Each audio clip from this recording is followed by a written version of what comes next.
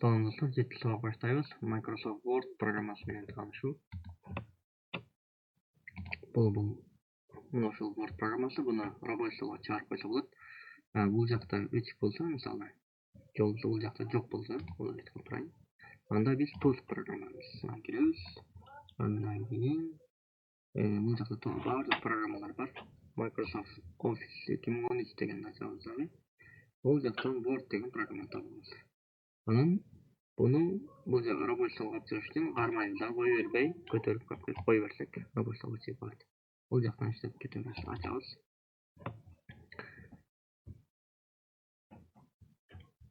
Бул жактан новый документ. Новый документтен ушул биздин Word программабыз. Эң башына файл, андан кийин главная вставка, дизайн, разметка страниц, ссылки деген бөлүмдөр бар, дагы башка. Биз эң башында файлдан баштайбыз. Файлда эмнелер бар, ошону кыскача карап өтөбүз. Бизге керектүү файлдан кийин бул жерде назад кнопкасы, сведение, бул жерде свойства же болбосо, бул биздин Word документибизге эмнени жаздык. Бул жакта размер азыр сохранить боло элек дейт. Страница пока 1 страница бар, число слов сөз эчтеке жаза элекпиз. Общее время прошки иштеткенибизге аны 1 минутта болду качты. Кыскача ушундай маалымат алсак болот. Андан кийин создать деп туруп, дагы башка жаңы документ создать кылсак болот. Мисалы бассак, экинчи документ создать кылды, бул жерге басабыз. Биринчи документ, экинчи документ. Пока экинчисине чыгып турабыз. Файлга кирдик. Сохранить. Бул жерде документти сохранить этебиз. Так, сохранить этиш үчүн обзор кнопкасын басабыз. Азырынча дайыма документиге келет. Word'ду сохранить эткенибизде дайыма ушул документиге өзү көрсөтүп берет автоматтык түрдө, любой компьютер. Андан кийин биз каалаган местени тандап алсак болот бул жактан. Пока документиге кете берсин. Мен бүгүнкү числону жазып коеюн, 20. Так, 08 сохранить дейбиз. Буну текшерип коебуз. X'ти басабыз, жаптык. Андан кийин этот компьютерге киребиз. Бул жактан документи деген ачабыз. Ошол жактан 20.08.26 деген документибиз бар. Кайра ачып иштеп кете беребиз. Так, кеттик. Файл. Андан кийин сохранить как. Бул экөөнүн айырмасын кийинки сабактарда карайбыз. Азырынча печатьти бир көрүп коелу. Пока эчтеке жок. Бул жерде печать дегенди бассак эле принтерден чыгарып берет деп версияга карагайбыз. Экспорт, общий доступ, бул закрыть. Буну бассак, ушул иштетип аткан документибизди гана жаап берет, бирок программа жабылган жок. Файлга киребиз дагы. Открыть деген бөлүмгө кирип туруп, кайра ушул жерден последний документы деген бар, ушул жерден кайра ачып көрсөк болот. Кайра ушул документти ачтык, эчтеке жок. Анан бизге параметр деген жерди кыскача карап коелу. Бул жерде керектүүбүз мынау бар. Тема темно-серая, светлая, белая деген. Белый деп туруп окей десек, бул жак чекелер ак болуп калат. Ак болуп калат. Параметрге киребиз. Так, светлый кылып туруп окей десек, бир аз болдураак болот экен. Андан кийин келсе темный. Окей десек, бир аз ортодо кагаз гана ак, калгандары бир аз серый болот экен. Так, кеттик. Файлдан пока керектүүлөр ушулар. Кийинкибиз главныйдан мына ушул жерди карайбыз. Интернеттен кыскача маалымат алайлы да, ушул маалыматты ушул жерде бөлүм менен кыскача корректировка кылабыз. Мисалы, интернетке жазабыз. Кыргызстан деп жазып болсок, орусча Википедия деген маалымат чыгарып берди. Так,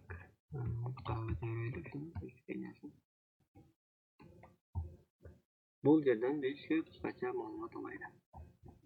Маалымат алыш үчүн мышканын сол жак маалымат дегенде тексттерди көтөрүп алабыз. Мына жерден баштайбыз. Мышканы ылдыйга тартам.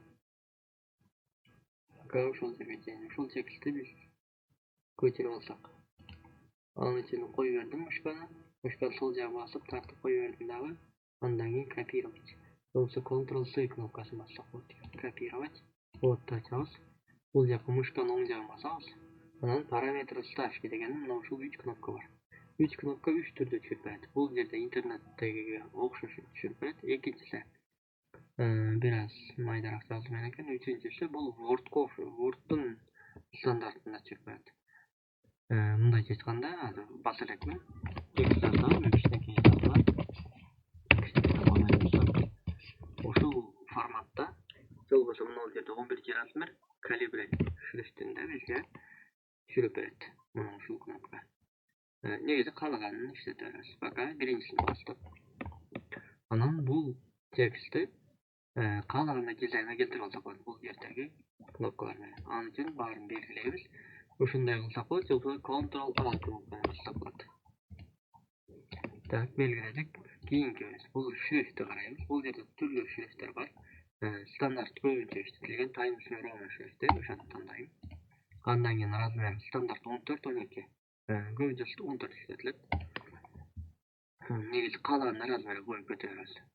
Бул жерде дагы чоңойтуп кичинертип турган размер, буну бассак чоңойт, буну бассак кичинертип кетет. 14 размер. Мына жерде жирныйлар турат, курсивный жазуу турат бул жакта. Ошолордун баарын өчүрүп салыш үчүн, мисалы, Ж-ны басабыз.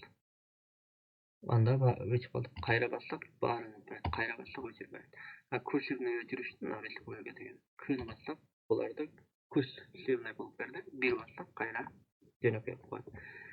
Эми мына түстөрүн өзгөртөбүз. Түстөрүн бизге кара эле боюнча калтырыш керек. Түстөрүн мына менен өзгөртөбүз. Ич буштукка киребиз. Авто дейбиз. Автосы автомат түрдө кара түстө болсо, бул караны иштетилет. Же болсо каалаган түскө өзгөртүп алсак болот. Каалаган түскө келебиз. Авто дегенди басабыз. Кеттик. Дагы керектүүбүз мына кнопка бар. Бул как в предложениях деп коет. Кийинки все строчные деген иштетели азыркы. Анда баары кичинекей тамга деген үчүн басабыз. Все прописаны деген бассак, баары чоң тамга. Кийинкибиз начинается прописано деген басабыз. Анда ар бир сөз баш тамга менен жазылат. Андан кийинкибиз изменить регистр. Баш тамга кичинекей, калганы чоң болуп берет. Эми акыркыбыз как в предложениях дегенди баса турган болсок, анда грамматикалык түрдө текст башталганда дайым чоң тамга менен башталат дагы, текст бүтүп точка коюлгандан кийин, андан кийин да чоң тамга менен башталат деген сөз.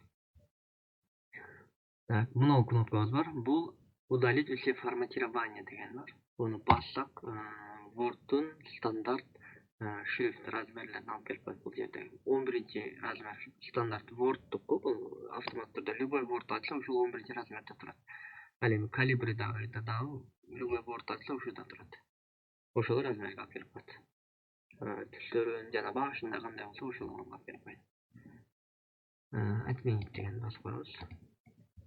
Так, дагы керектүү Ж-ны караганбыз, К-ны караганбыз, С-ны карадык. Бул текстти чийип берет. Буларды өчүрүп турайын. Чийип берет дегенде текст өчүрүп калат.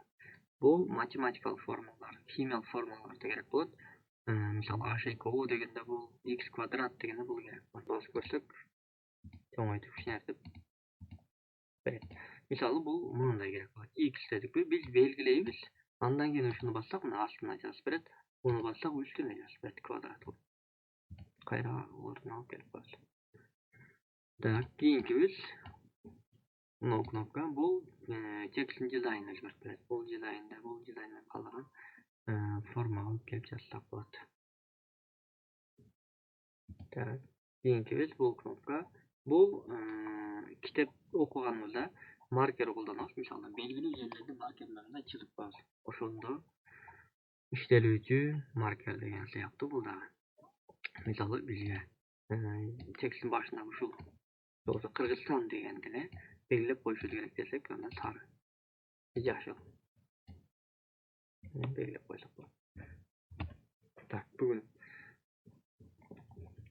так файл сохранить деп коебуз.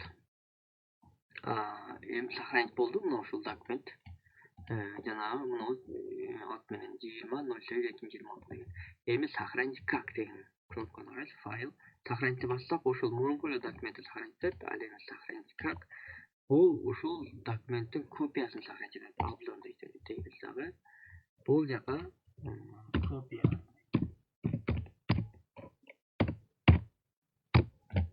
Сохранить.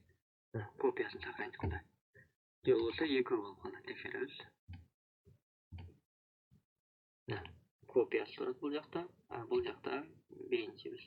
Екі ішінде оқшашылы документ, осы оқшашылы жазу бар.